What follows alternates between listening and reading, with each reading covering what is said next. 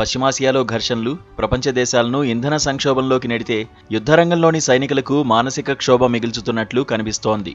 Gulf జలాల్లో కొన్ని నెలల పాటు యుద్ధ నౌకల్లో విధులు నిర్వహిస్తోన్న సైనికులు తీవ్ర మనోవేదనకు గురవుతున్నారు. సరైన ఆహారం, మంచినీటి కొరత, అపరిశుభ్ర మరుగుదొడ్లు వారిని మరింత కుంగదీస్తున్నాయి. ఈ పరిస్థితుల్లో అమెరికా యుద్ధ నౌక యుఎస్ఎస్ అబ్రహం లింకన్లో అంతర్గత ఉద్రిక్తతలు చెలరేగడంతో జరిగిన ఘర్షణలో 7 అమెరికా నేవీ సిబ్బంది ప్రాణాలు కోల్పోయినట్లు అంతర్జాతీయ మీడియా కథనాలు వెల్లడించాయి.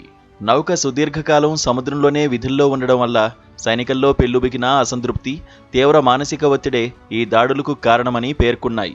అయితే సైనికులు తిరిగి వచ్చే తేదీపై స్పష్టత లేకపోవడంతో వారి కుటుంబ సభ్యులు అమెరికాలో నిరసన చేపట్టారు.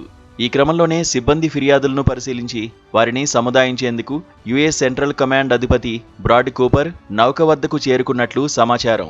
అక్కడి పరిస్థితులు దిగజారడంపై బ్రాడ్ కూపర్ను సిబ్బంది నిలదీశారు. వివాదం కాస్త ముదిరి సిబ్బంది పరస్పరం కత్తులతో దాడి చేసుకునే వరకు వెళ్లిందని సదరు కథనాలు పేర్కొన్నాయి. సరైన ఆహారం అందకపోవడం, అరకప్పు అన్నం, 2 ముక్కల మాంసంతో సరిపెట్టుకోవాల్సి రావడంపై వారు ఆక్రోశం వ్యక్తం చేసినట్లు వెల్లడించాయి.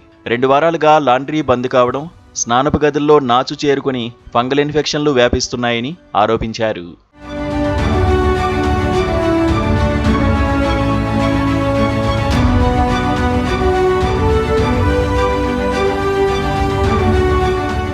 ఈ క్రమంలో జరిగిన ఘర్షణే నేవీ సిబ్బంది మరణాలకు కారణమని అంతర్జాతీయ మీడియా కథనాలు వెల్లడించాయి.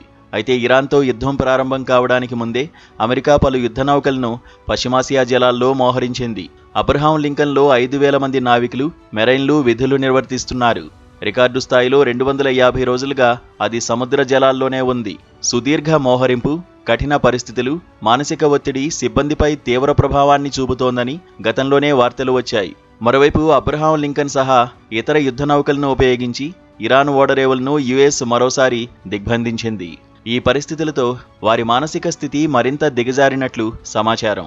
అలాగే తమ వారిని మళ్లీ ఎప్పుడు కలుసుకుంటామో తెలియని గందరగోళం నావికులు సముద్రంలో దూకడానికి కారణమై ఉంటుందనే విశ్లేషణలు వ్యక్తమవుతున్నాయి. మొత్తం 6 నావికులు ఆత్మహత్యకు ప్రయత్నించినట్లు సమాచారం. అయితే ఈ కథనాలను అమెరికా నేవీ అధికారులు తోసిపుచ్చారు.